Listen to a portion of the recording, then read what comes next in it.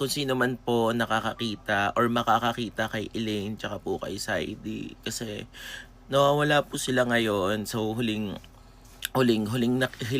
nakita po sila is dito po sa Luna, sa bayan, sa La La Union. Union. So di kasi namin alam kung saan po namin hahanapin.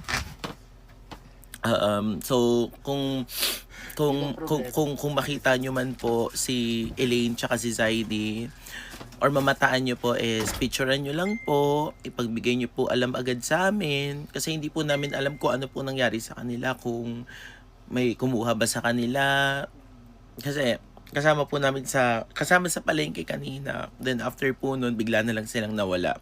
So mga bandang alas 5, alas 6 po sila huling namataan po dito sa Luna, sa may bayan, sa may La Union.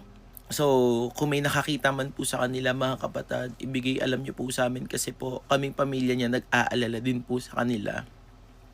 So, picturean nyo lang po, bigyan nyo po kami ng details kung makita nyo man po sila or saan nyo po huling nakita.